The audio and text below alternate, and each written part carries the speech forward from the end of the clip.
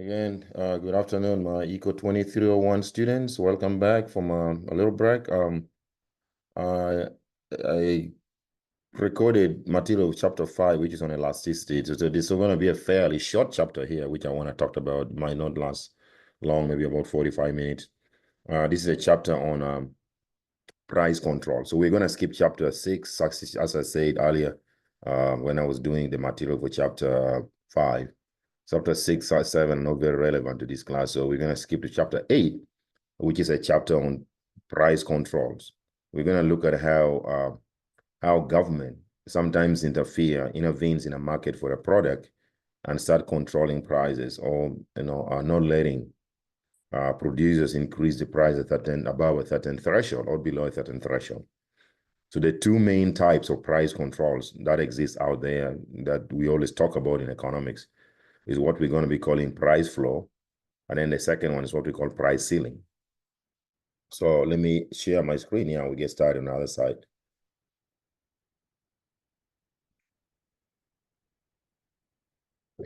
So here's my screen, price ceiling. So as I said, we're going to outline here, we're going to talk about what price ceiling is. I will talk about an example, a classic example of price ceiling is rent controls. This happens a lot in New York City, where government starts to control the price that renters can charge for apartments.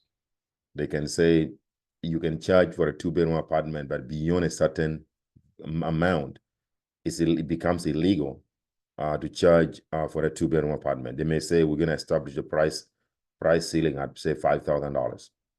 That means if you're the landlord, you're found charging a rent above $5,000, that means it's illegal. You can charge anything from $5,000 and below, but not above $5,000. And then we'll talk about the arguments for price ceilings. Why would the government do something like that, trying to control that price ceiling? Then we'll talk about the ramification. If the government enters the market and start controlling the price, setting a price ceiling, is going to create, as you will soon see, a shortage of goods and services. And then we're also going to talk about universal price controls and price flows, and then some takeaways. So I'm going to be really quick because this chapter, there's not a lot. It's just about emphasizing that government price control.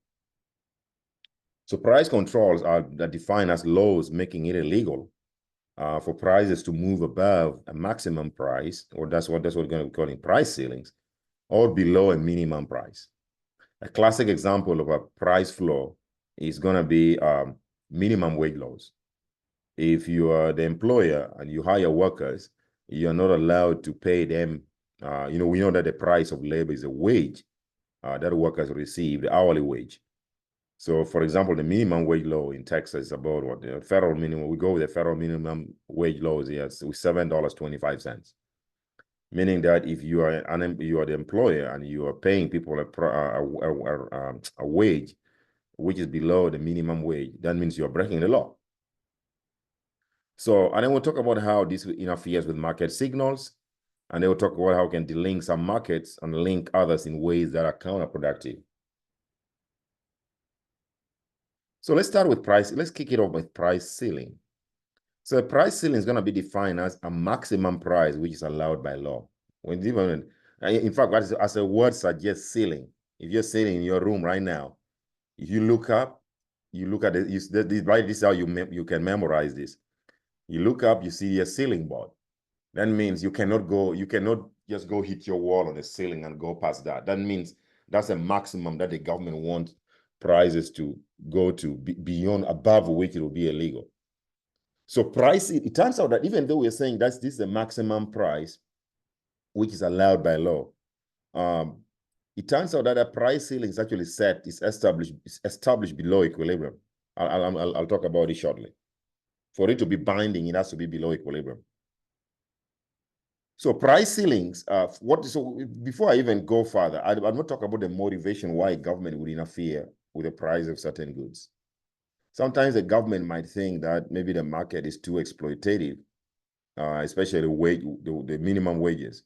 If you allow the market forces of supply and demand for labor to determine equilibrium wage, government thinks that the wage that the market might give could be too exploitative to them, to employees in the economy.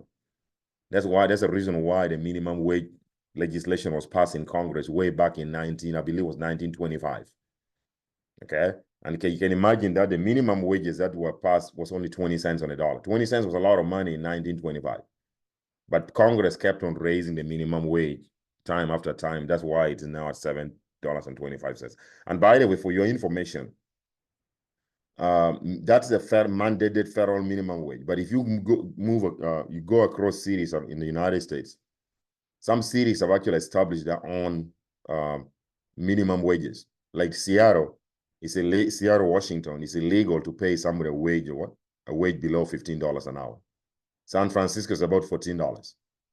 So there are cities that have come and again say, well, Congress rarely raises the minimum wage anyway, so we're going to do it ourselves, take matters on our hand, and establish our own minimum wage. Okay. So here's what. When the government sets a price ceiling, it creates 5 important effects. One of them is going to create shortages, because price ceiling is actually set below equilibrium price. It prevents prices from going towards equilibrium. Okay, like rent control in New York. If government did not control rents in New York, maybe apartments could go for equilibrium way rent would be like maybe $7,000-8,000.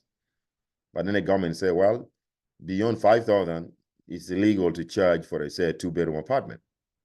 Okay, so by doing so, many people, since the government is controlling rents in New York City, people who are not supposed to live in New York City in the first place start moving to New York City, maybe around New Jersey area, because they find that the government is helping them, setting a minimum rent, a price ceiling. They start relocating to New York City, and that brings shortages of apartments. And then what we're going to we will soon see, if the government is forcing renters to basically charge a price not above a certain threshold.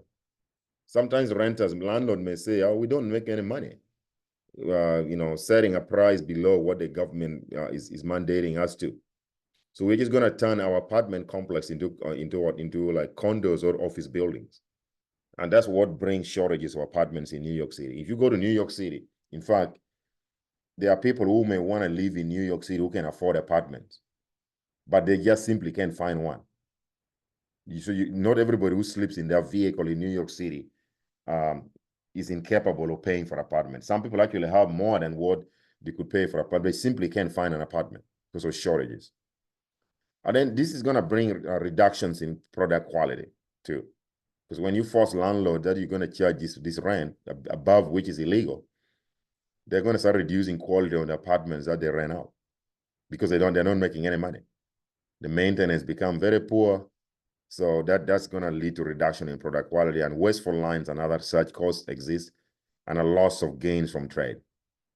So there's going to be a misallocation of resources, because if renters are trying to say change apartment buildings into office buildings, sometimes it comes with some cost, some misallocation of resources. So shortage is defined. We saw it the other day when we talk about price, demand and supply. When the market is not in equilibrium, when the price is below equilibrium price, it creates a shortage. Shortage is defined as a scenario where quantity demanded of a good exceeds quantity supply. So when the government sets the rent control, we're going to talk about it shortly, in New York City, you may find that the amount that's going to be supplied by renters is going to fall below what people want to pay for those apartments. Okay, so let's have a drawing out of that to see how that works out. So this is a shortage I'm talking about. So remember the price ceiling. See, I call it control price. There's a price ceiling. Price ceiling is always set below equilibrium price. So in the absence of governmental intervention, markets always go to equilibrium.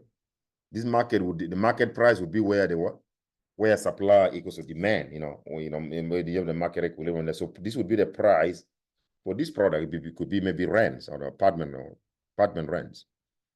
But because the government is saying that the price the market is giving is too exploitative, the government comes and sets a minimum price, sort of maximum, sort of price ceiling.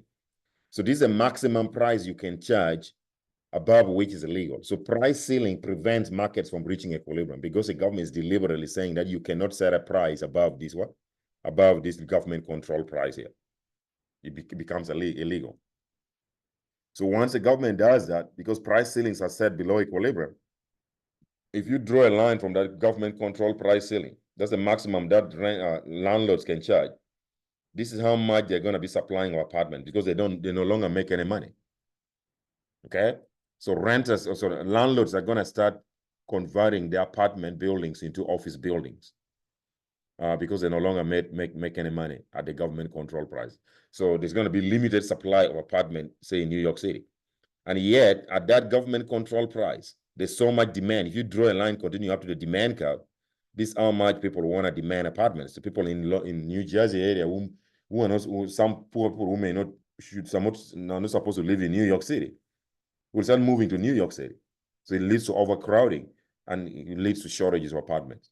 So at a government control price ceiling, quantity demanded exceed quantity supplied. So the amount by which quantity demand exceed quantity supplied is a shortage, which you can read from here. This quantity supplied, if we had a number here, let's say this was 900, this say was 800, that shortage would be 100, 900 minus 800. Okay, so this is just a little checking your understanding. So price ceilings create shortages because when the control price is lower than market price.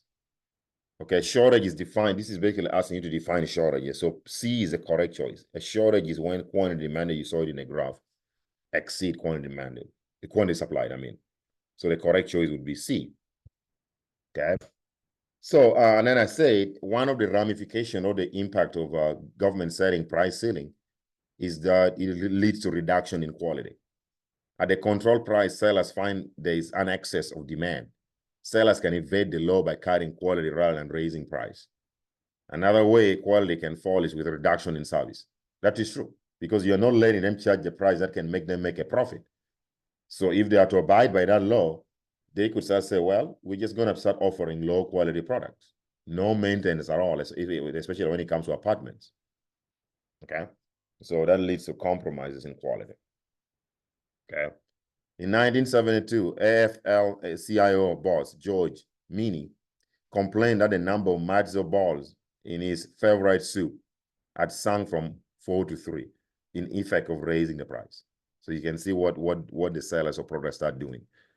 They can start changing the amount of ingredients that they use in making, say, food because they want to try to cut corners, cut costs.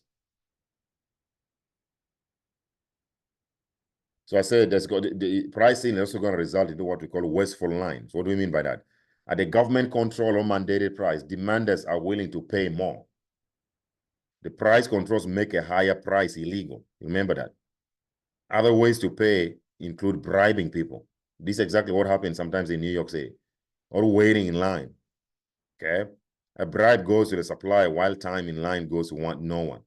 So all those are going to result into wasteful resources or wasteful lines, waiting in line. So this is what we're talking about. When the government sets the price control at this level here, if you draw a line and you hit the supply curve, this is how much many apartments will be, or the good will be provided. But yet at that quantity supply, the maximum price that at least one of the consumers is willing to pay is $3. See that? And yet, so that's going to bring some little bit of illegality. Some people are going to say, well, just pay me $3 and keep your mouth shut. They're going to start selling those goods illegally at a price above the what? Because for that, we talk about this. When the price is this much, here's the quantity supplied, but demand is up here. So this would be the maximum price somebody would be willing to pay for this quantity. Okay? But that price is above the legally mandated price. So the people would be bribing people, and then this is going to be the total value of wasted time because some people are waiting in line. If they cannot outright bribe people, they wait in line for forever. They will never find a good provided to them. So it brings several problems. So as I said here, at the control price, buyers are willing to pay $3 a gallon if this is gasoline. The line will grow until total cost equals to price plus time, or $3. Okay. And then there's also going to be what they call lost gains from trade. Anytime the price consumers are willing to pay is above the price sellers are willing to accept, there are mutually profitable trades that could take place, that could be made. But with price control, some profitable trades will not be made. Why? Because the government is illegal to do that. This creates what we call a deadweight cost. So a deadweight cost is going to be the reduction in resources that could otherwise be used for production, or the reduction in consumer surplus. Okay, so I'm going to show you shortly what that is. But before I show you, yes, it's actually right here. Here again, you can see clearly that when the government sets the price ceiling low here, that price $1 for this good, for let's say oil. Remember, the maximum price that at least a consumer would be willing to pay for the quantity that is being supplied there would go up to $3. But they're not allowed to pay that because that's illegal. This is the maximum price that sellers can charge. So you remember, total consumer surplus is the difference between how much the consumer is willing to pay for a product and the price that they actually pay for it. Okay. So what is going to happen here is that there's going to be a lost value here. First of all, this is a total value of wasted resource that we talk about here. This completely white rectangle here. But at that price, you can see that if the government did not mandate this price, the markets would be in equilibrium. And remember the definition of producer surplus. Producer surplus is the area of a triangle which is above the supply curve. We saw that the other day, but below the market price. So in the absence of governmental interference in setting prices, controlling prices through price ceiling, market price would be at equilibrium PM. So that means this would be the whole of this area would be producer surplus. But the problem is the government has set the price price ceiling at 1. So the producers are not going to be able to receive this area of this trapezoid. See this, all of that. But part of that producer loss is going to goes back to the consumer. So the actual area that is going to be lost here is going to be the shaded blue. That's the loss in producer surplus. Meanwhile, the loss in consumer surplus is the shaded green. So price ceiling leads to a reduction in what? Consumer surplus. There's lost consumer surplus also leads to a reduction in what? Producer surplus. But producers lose more in this case. Why? Because the government is mandating that we pay a lower price. So that means for those consumers who are actually able to access the product, their consumer surplus would be really big. Would be the whole of this area, the area of this trapezoid here. But as I say, that is not going to be possible because we cannot sell that because that's going to be the cost of waiting in line or illegally bribing people. So that's why there's going to be some little bit of lost consumer surplus, but the loss in consumer surplus is not as severe as the loss in producer surplus. And then this also leads to misallocation of resources, as I talked about. When prices are controlled, resources do not flow to their highest valued users or their most productive users.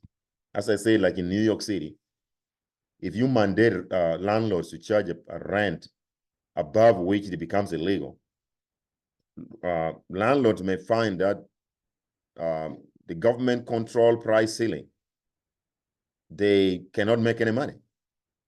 So they're going to start converting resources, apartment buildings into office buildings.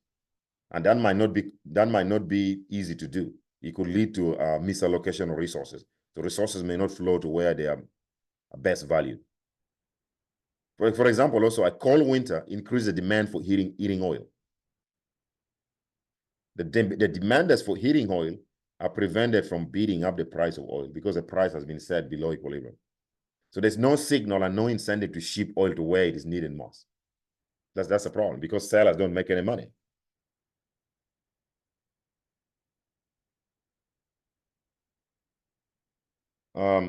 So, and then again to reiterate here, when the government sets a price, control price ceiling here, we said already that there's going to leads to a shortage.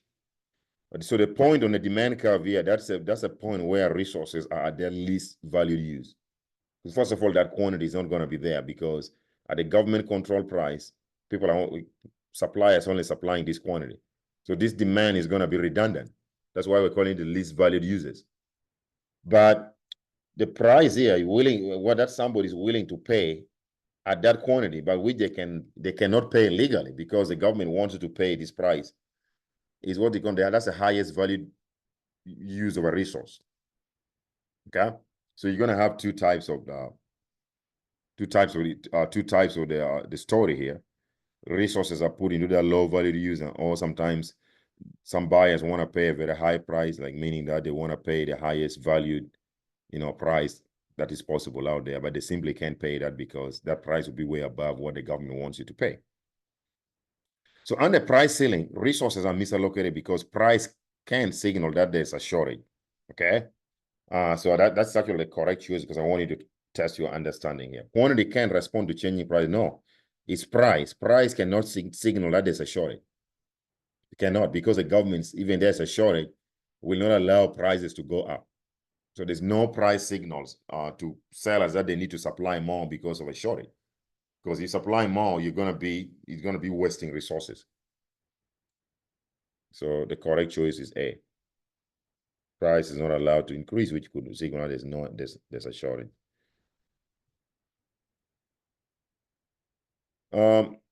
Then there's also what they call advanced material, the loss from random allocation. Under price control, a good is not necessarily allocated to its highest value user. I talk about this. Consumer surplus will be less than under market allocation. In the worst case scenario, all the goods are allocated to their lower valued users, which is not good. And more likely, goods are allocated randomly so that a high valued use is as likely as a low valued use. See? So that's what you're going to get with a government control price like price floor, or price ceiling. Okay. So so remember, when the market is in equilibrium, okay, the consumer surplus is the area below the demand curve, but above the market price. So if this was the equilibrium price, you see, all of this area would be consumer surplus. And then all of this area, the area of the triangle above the supply curve and below this equilibrium market price, which is this lower triangle, it would be producer surplus. But that is not going to happen because the government is mandating us to controlling the price at this 6 in that case. So in this case, consumer surplus is going to be the area below the demand curve, but above the market price. So it's going to be the area of this shaded green trapezoid. And the producer surplus only shrink to this area. See this smaller area here. Because producer surplus is the area of a triangle which is above the supply curve but below the price. And this is going to be below the government control price, not the equilibrium price. So the producer is going to lose a lot here. So they're going to lose the entire area of this trapezoid here.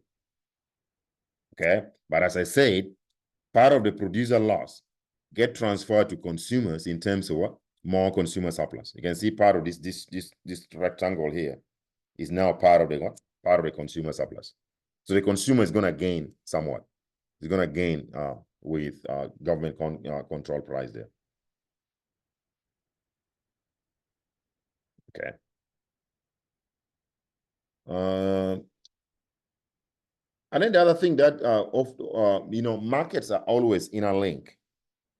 So if you start controlling price of one good, let's say you start controlling the price of aluminum.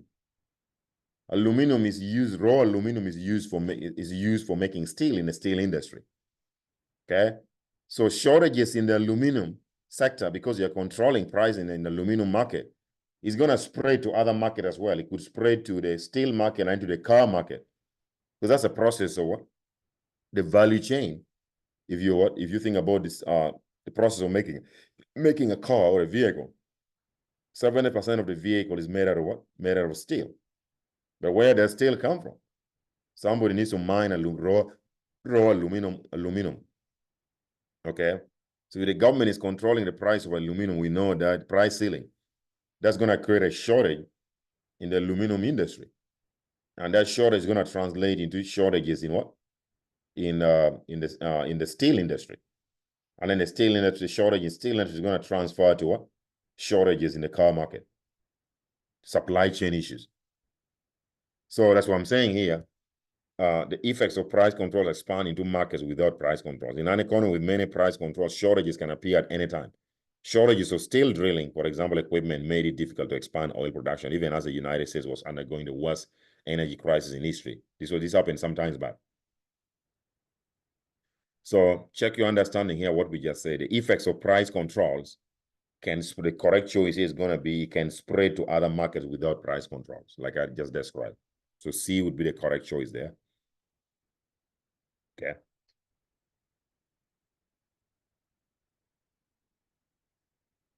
There you go. Okay. So as I said, a classic example of a price ceiling is rent control. So price ceiling on rental housing. This happens a lot in New York City. You know, the City Commission of New York one time passed a law saying that, well, we're going to set a law preventing landlords from charging a rent above a certain threshold. So that's what we're calling what? Price ceiling or rent ceiling. So rent controls usually begin with a rent freeze, prohibiting landlords from raising rents. That's right.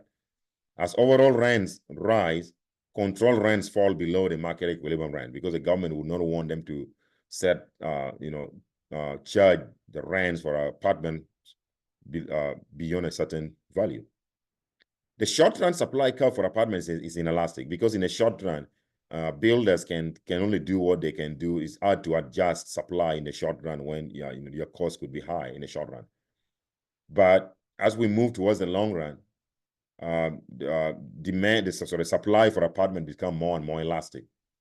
So that means that as the supply curve becomes more flatter in the long run, the problem of shortages even becomes severe. I'm going to show you in the picture below here. So if you have two types of supply curve, you see the blue supply curve, which is almost inelastic, is almost vertical. It's steep. The steep. Remember we talked about the concept of elasticity in chapter 5. The steeper the supply curve, the more inelastic it is, and that only happens in the short run. So in the short run, when the government control rent is at this point, let's say in New York City, this could be $5,000 for a two-bedroom apartment. The government might say, you cannot charge a rent above $5,000 for a two-bedroom apartment. You'd be breaking the law. So if that is the case, then that means if this is our supply curve in the short run, the shortage is going to be amount, because that's going to be the amount of supply that is going to be supplied in the short run. But that's the amount of demand for apartments. So the shortage in the short run is going to be small. But in the long run, the supply curve become more elastic. So this is a long run supply curve, the red line. So you can see now at that rent control price, now supply is gonna be that, but the demand is gonna expand even more. So demand is still the same, but supply is even gonna get smaller and smaller. Okay, because in the long run, you give landlords time; they are able to convert. If you're forcing them to charge a rent that they don't make any money, they may not be able to adjust in the short run to start turning the apartment buildings into office buildings. But if you give them time, they're going to start changing apartments into office buildings or condos. So that is going to lead even to more shortages of apartments in the long run. Okay. So as you can see, rent control debated, like, in the cities that do that. But after rent control was passed, look at that, non-rent control housing. See, went up, but rent control apartments, see, been falling. Because people are changing the gap between non-rent control housing and rent control apartments has widened. Okay, so in cities where the government don't control the price of apartment or rent, it's seen like tremendous increase in apartments. Okay, control housing, non-rent control housing is relatively higher than what rent control apartments. So you can check your understanding here again for what we just talked about. shortages caused by rent controls become more severe over time. That's correct. A is a correct choice. Because as we talk about, we're saying that in the short run, if you impose rent control on landlords, they may not be able to make adjustment to start changing the apartments into office buildings. But over time, they're going to start doing that. So in the long run, shortages are going to be more severe as apartment complexes are turned into office buildings. Okay. And then rent control is going to lead to a reduction in product quality, as I talk about it. If you force landlords, like in New York City, not to charge a rent above a certain threshold, once they know that they don't make any money, they are going to start refusing to do maintenance. So it leads to a reduction in the quality. Maintenance costs rise. Owners respond by cutting costs. They don't want to meet that cost. When rent controls are strong, apartment buildings turn into slums. Slums turn into abandoned and hollowed out buildings. We know that it can lead to a ghost town.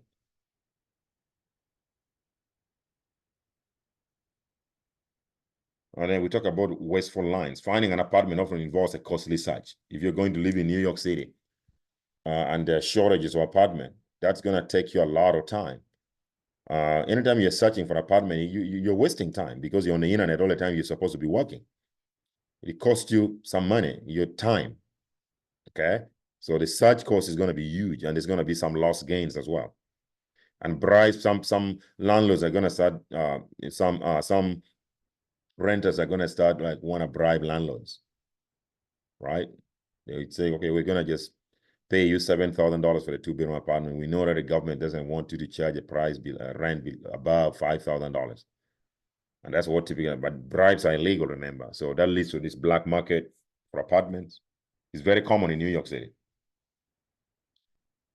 Okay, so apartments are not allocated to the renters who value them the most. Some people with a high willingness to pay can't buy as much housing as they want.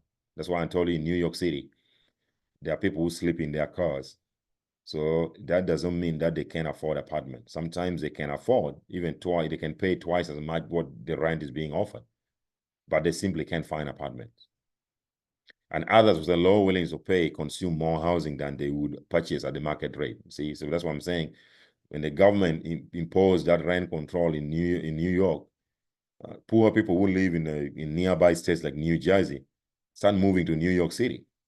Okay, even though they, because now government is helping them, so that leads to severe shortages.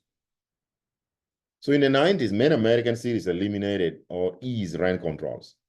Some changed their policies to rent regulation. Some just place limits on the amount that rent can be increased, for example, 10% per year. So they did not set an absolute price or rent like $5,000 like it used to be. They started easing up on landlords, saying, okay, well, we're not gonna control the price entirely, but we're gonna control it in terms of percentage, or that you can increase the rent per year. And they do that by looking at the cost of look at inflation, housing inflation. Okay, how prices of housing are rising in the area, and then they would adjust that, making sure that landlords charge within that, housing price inflation value. Okay. So rent controls help the poor, though. That's some of the arguments for price controls.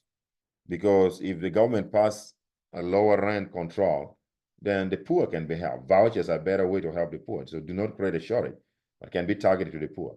The best case for price control is to discipline monopolies, though. Another reason may that the public does not connect price control with the consequences. That's the thing. Okay, so that's price ceiling. And the classic example of price ceiling I talk about, that is rent control. The other price that the government can set is what we call a price floor. So a price floor, remember the price ceiling is the maximum price that you are allowed to charge by law, above which it becomes illegal. Price ceiling is the opposite of price floor. Price ceiling, again, is a minimum price which you are allowed to charge, below which it becomes illegal. For example, minimum wage laws, which were passed in Congress in 1925. Now, it was 20 cents when the Congress passed the minimum wage law. 20 cents was a lot of money back in 1925.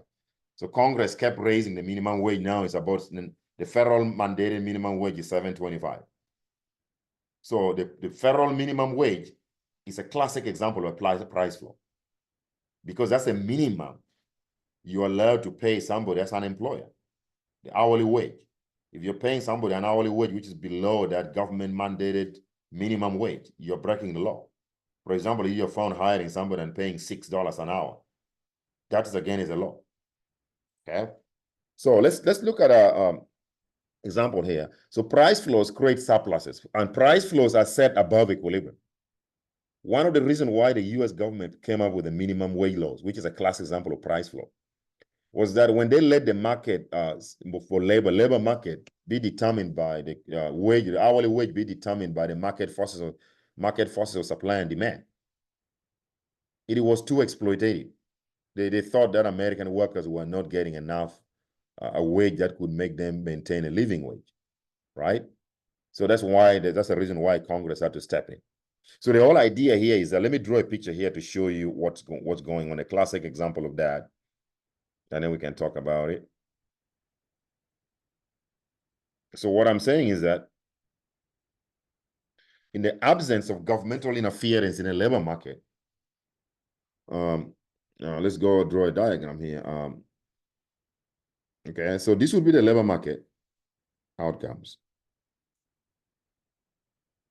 So when you draw supply and demand, the price always go on the vertical axis. But because this is a labor market, the price of labor is the hourly wage. So on this axis, we are putting hourly wage. That's the price of labor, hourly wage. Now, which you can call it W. W is hourly wage.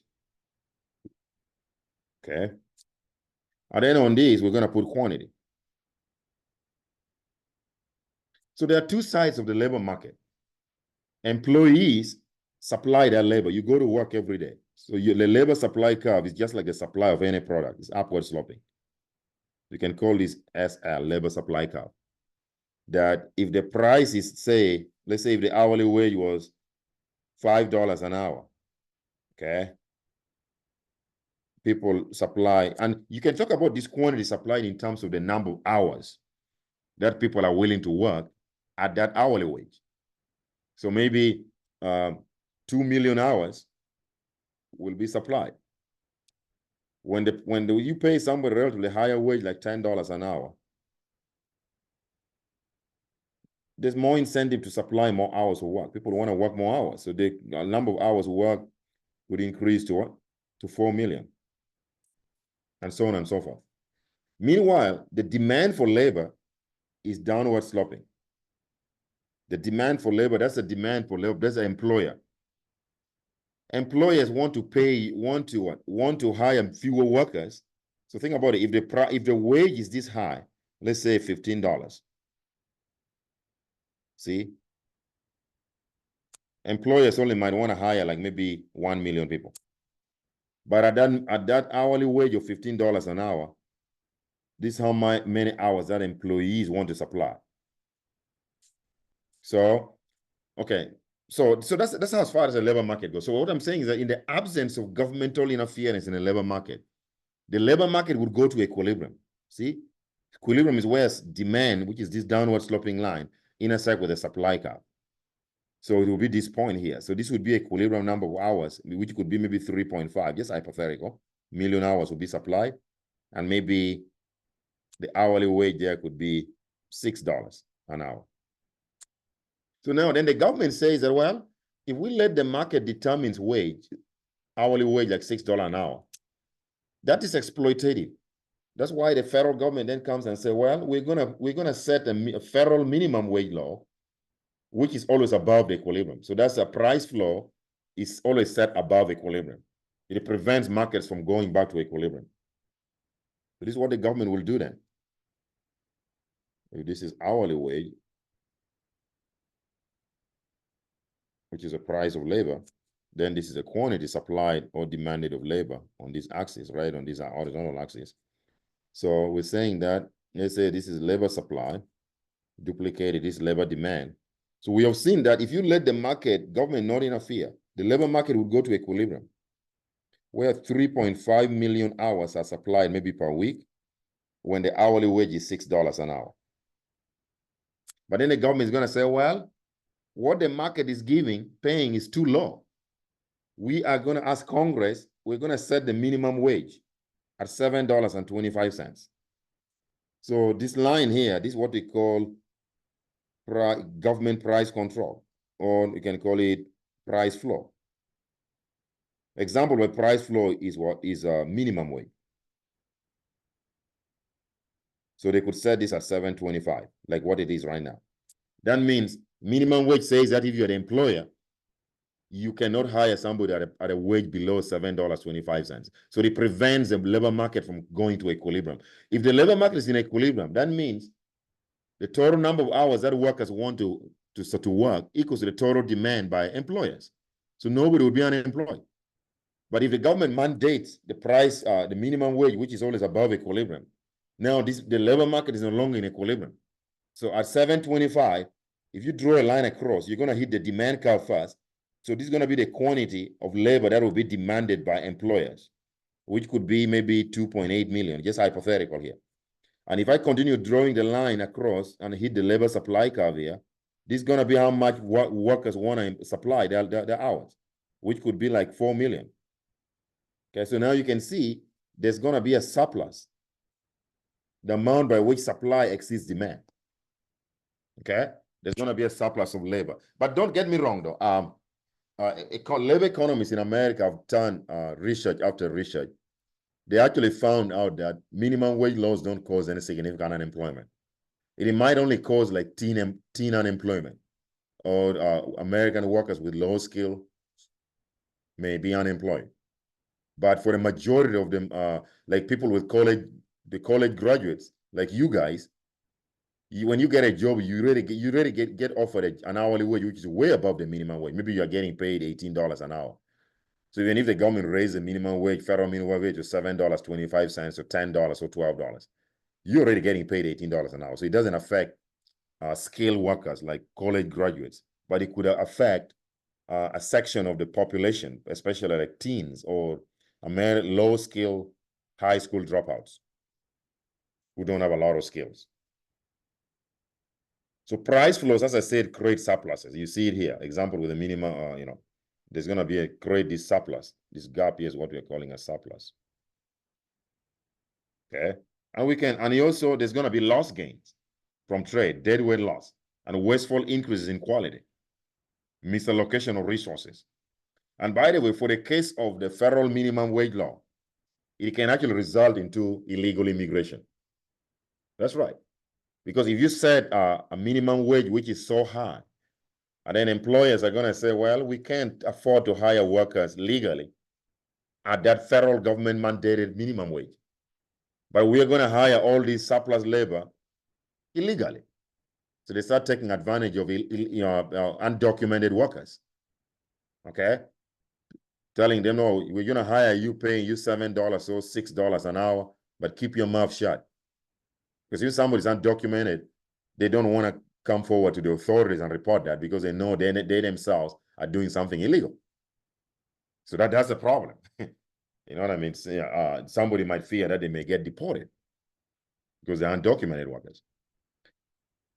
So that's the challenge you get there. It can result into illegal immigration, people being hired illegally and getting paid. It can lead to exploitation of workers, which is a really sad thing when you think about it. So here's what we're talking about.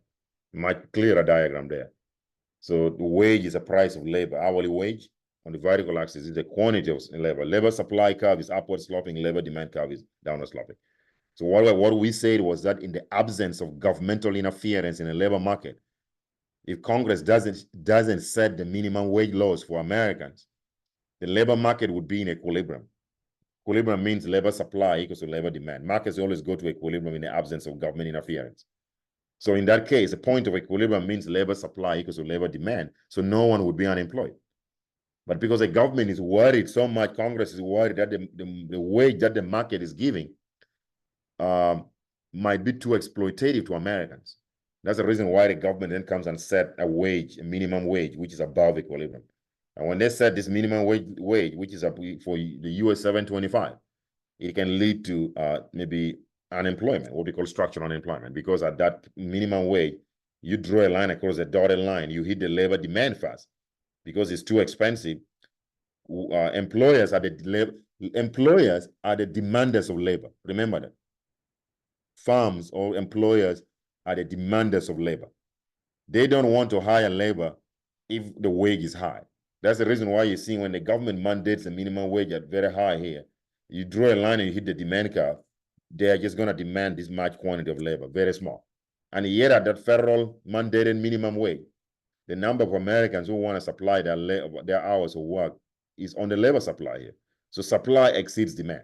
So the amount by which supply exceeds demand at the federal mandated minimum wage is what we're calling what? Unemployment. So price flows always result into, we already talked about it, price flows result into a surplus. We just talk about it here because minimum wage is a classic example of price flow. It results in a flow. Price ceiling result into a shortage, but price flow result into what? A surplus. So C would be the correct choice there. And then there's going to be some lost gains in terms of changes in producer surplus and consumer surplus. Okay. So if you do something like this, because the producer surplus by definition is the amount by which is a difference between the producers are willing to receive, the minimum price they're willing to receive for their product and the price which they actually receive. So the producer surplus is always above the supply curve but below the what? The market price. So if the market were in equilibrium, like market, this is what the market wage, because the market is in equilibrium here, your total producer surplus would be the area of this triangle here. Let me put it with red so you can see it. That's what we said the other day. And you guys know how to calculate. If you have numbers here, then you know how to calculate this area of a triangle is just base times height divided by 2. I went through it the other time. But because the government has set a minimum wage, look here. That means employers are only going to demand this much on the demand gap. So we are never going, employees will never supply this what? At the equilibrium, because this is the only amount that employers want to demand. So this area here is going to be the what we're calling the loss in producer surplus. Okay. And then the shaded green is going to be the lost consumer surplus. Okay. And then that could also result into wasteful increase in quality. U.S. airlines were extensively regulated, for example, from 1938 to 1978. Unregulated fares were half the price of similar length regulated flight. Can you believe it? So the regulated price were above the airline's willingness to sell. Airlines couldn't drop prices to compete for customers. They competed by offering higher quality that buyers would otherwise not be willing to pay for. So that leads to wasted resources or wasted increase in quality. Okay. That's what I'm talking about. You illustrate that by that orange-looking, pinkish-looking kind of like rectangle there. There's a quality waste. And the loss gains, which is a loss in consumer and producer surplus, would be this area of this white triangle here. That's a comment about loss to consumer surplus and loss to producer surplus. So just to wrap it up, here's some key takeaways. Price ceilings create shortages, reduction in quality, wasteful lines and other such costs, a loss of gains from trade and misallocation of resources. And price flow does the opposite. It does the same thing too. It creates surpluses, which is the opposite of shortage. And it also leads to a loss of gains from trade, wasteful increase in quality, and misallocation of resources. So now, somebody might ask me a question that if the government knows that setting the price or interfering in the market by regulating prices of goods is a bad thing, why would they do it? Why would politicians do it in the first place? My answer to you is that take the case of New York City. Politicians' interests are not sometimes do not align with the interests of the general population. Maybe the reason why they're passing legislation in New York City to do rent control, they know, they can get sympathy from a lot of poor people who eventually move and live in New York City who can vote for them. That's number one. It's possible. Because politicians want more votes. They want to appeal to as many voters, voting bloc as much as they can. Okay? Then the second reason could be that politicians are not economists. Because when they pass legislation, sometimes they do not have the technical ability to analyze what the implication of what they're passing is on the market. Politicians are mostly lawyers, you know that. Some politicians have in New York City, maybe all across the country, have never taken Econ 101. So their understanding of the ramification of some of these changes in legislation is very small. Okay? So those are some of the things that's how I would answer it. If somebody were to ask if politicians know that, okay, setting a minimum wage law would result into surplus labor, or setting a price ceiling would result into a shortage like rent control in New York City, that results into shortages. Why would they do that? That's exactly the answer that I gave you. Okay. All right, that wraps up this fairly short chapter. I'm going to assign you guys home quiz number 2, which combines chapters 5 and 8. Then on Monday, I will send you guys an email with some review sheet for the first midterm exam, which I'm going to assign on Tuesday. And you must complete that exam by Wednesday. I'll make it due by Wednesday afternoon or evening, something like that. So you have a lot of time to play with it. The exam is going to be assigned online at Canvas. But I may put some restriction that if you log onto Canvas and you start doing the exam, you must finish the exam in one session. So if you are, like, say, trying to go to work and say, oh, I'm just going to log in and do it for 1 hour, for 30 minutes, then I come back from work and do it again. No, the system will not allow you. I don't care whether you finish you take 6 hours on the exam or the whole day, but as long as when you log in, you can complete that exam in one session. That is what I'm going to do there, because it's an exam. If you were face-to-face, you'd be in a classroom where we time you. The midterm exam, actually, in a standard class, I'm teaching another class. Midterm exam is only 1 hour, 40 minutes. But I'm giving you the exam for the whole day, almost a day and a half. Assign it on Tuesday and make it due on Wednesday. So I'm cutting you a lot of slack. But the only restriction I'm putting there is that once you log in to take the exam, you must finish it in one session. So the exam is going to be, you need to start, as you're doing your homework and quiz assignments, I'm hoping that would be like giving you insights how you're studying, because the question I'm bringing in the exam are not going to be very different from the questions on the homework and quizzes. They're going to be very similar. So you'll be practicing. And by the way, when you submit your assignment at Canvas, it gives you feedback, which questions you have got wrong and which ones you have got right. So that's how you're going to be studying for those studying for the exam. The exam is going to cover chapters 1, 2, 3, 4, 5, and 8. Chapters 6 and 7 are not part of the exam. We have not covered them in the first place. So only 6 chapters are going to be an exam. I would start studying them right away. That is chapters 1, 2, 3, 4, 5, and chapter 8. All right, I'm going to send you guys again a reminder on Monday about how you should study for that first exam. Enjoy the rest of your weekend. Bye-bye.